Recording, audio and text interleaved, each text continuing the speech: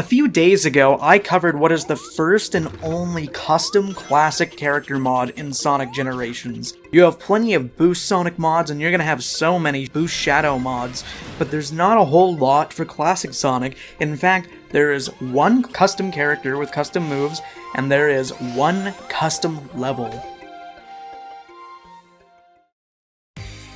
Now, I don't suppose it would be a proper classic Sonic video if I wasn't fighting the rivals. I love that out of every game, this is the only one where base Metal Sonic actually has dialogue. Look how cool Stardust Speedway looks in full 3D, I really wish it got its own level.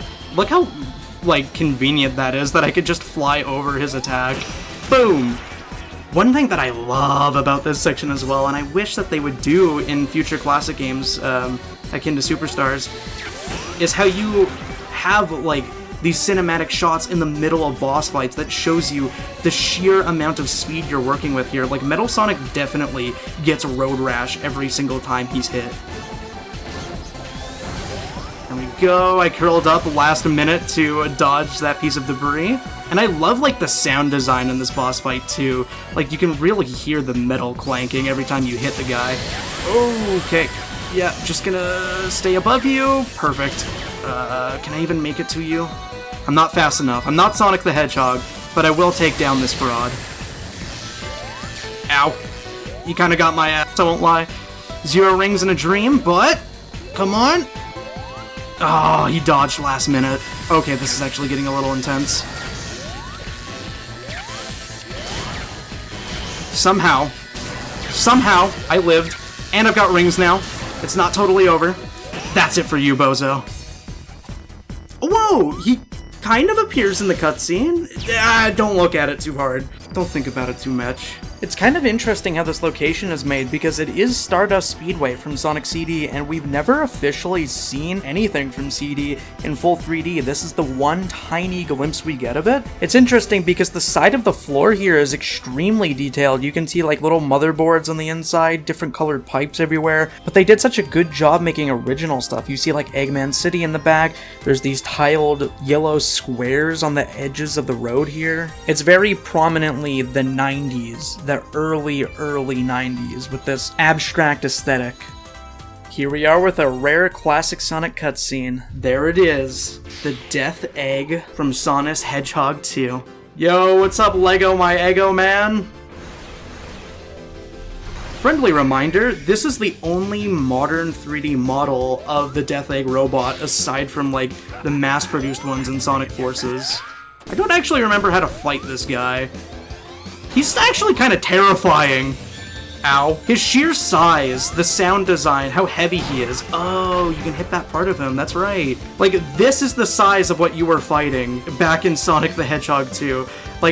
If you watch the Sonic 2 movie, it really puts into perspective how ginormous this beast of a machine is. If you play Sonic Frontiers or Shadow Generations, you'll see the mass-produced Death Egg robot, and you'll see how ginormous these truly are.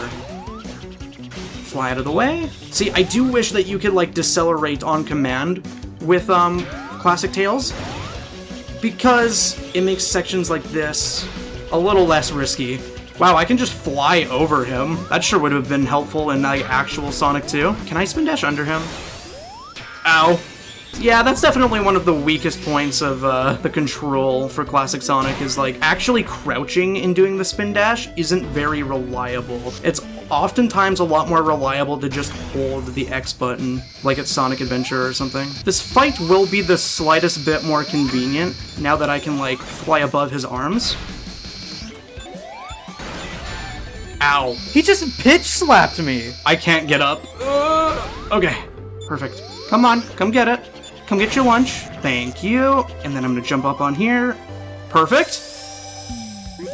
It really does help so much to have the extra ability of flight in this level because Sonic's, over-tuned fastness in Generations combined with, these really precise little platforming segments, not a great combo. Can be very frustrating.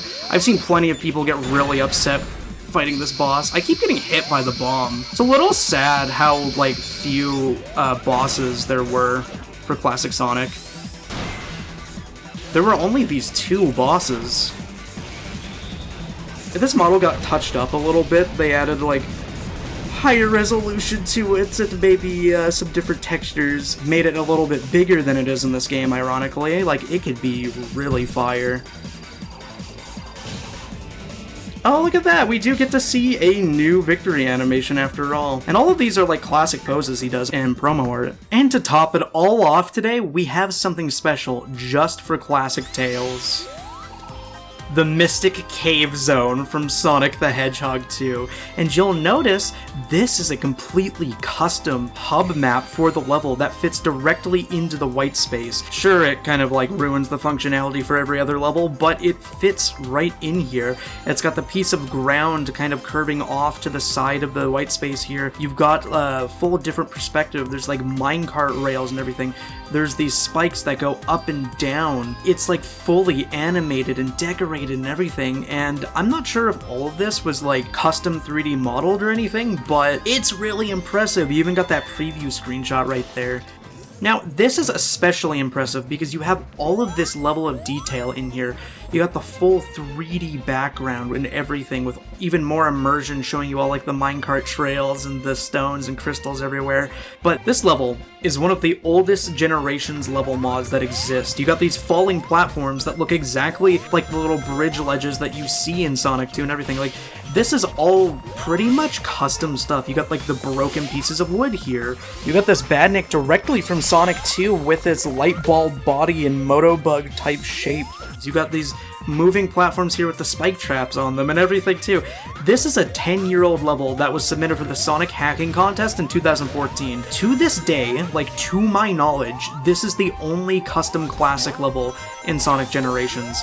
Every other custom level is for modern Sonic. And there's a whole lot of custom levels in this game. So for 10 years, this is the only thing that's existed. Interestingly, this is a completely original model, so this is a full custom Badnik, and it's also over the spinner enemy from the modern levels, so that it can still fly and attack. Look at this, look at this. You have the actual vine pulling mechanic from Sonic 2 with a custom model and everything. I can't actually remember if there was a pulley mechanic like that in Generations, or if that's like somehow completely brand new and coded in, but like this to me has always been like a wizard of software engineering. Look how impressive the inside of this cave is. It's got like a shining effect coming off of each of the rocks to give it extra texture. The purple on the inside, the leaves on the inside. Someone said it in the comment section for the trailer of this level. They said, like, the level of polish. Like, you even got the log bridge up there, which I guess you could probably reuse from Green Hill Zone, but it's kind of a testament to how good this is, since there's so many things that I can't tell what are brand new and what are reused from Generations. Like, check this out. We're gonna pull on this, and it's gonna activate the bridge, just like Sonic 2. And of course, just like Sonic 2, this is equipped with all kinds of bottomless pits and moving walls that want to crush you and everything. It's crazy because everybody just completely prefers all the impressiveness about how modern Sonic looks, how he plays, everything about that in Generations, but even with all that production value, I'd say this has to be one of the best levels that exists for this game. And I really hope that the community can find a way to port original Generations mod to Sonic X Shadow Generations, because if you can have all the mods from this game and all the new mods for Shadow Generations all in one package, I think it's just wraps. Like, that's just the best Sonic game ever made, right? Like, I love this. You got actual illumination on the lamps hanging down from the logs and everything. Just this little diorama, this little scenario is so cute. And of course, because it's a classic level, okay. And of course, because it's a classic level, there are several branching paths that I definitely didn't even see. It's cool too, like the art direction that they had for the 3D models on this level, because everything kind of fits how Generations adapted all the 2D sprites and everything. Like, look, you even got these wooden boxes, which I'm like 90% sure weren't in base Generations. You got all these little slopes to give you extra speed. You got all the bridge placement to like save you from the spikes below. Like, it's so faithful to the original. Now, I'm not too fresh on Sonic 2, so I don't actually know like how accurate this is to the original Sonic 2. But I don't know, it's just really special. Why? It's just really special to me that there is something... Dude. It's just special to me that there is something that is exclusive to just classic Sonic. It's just really special to me...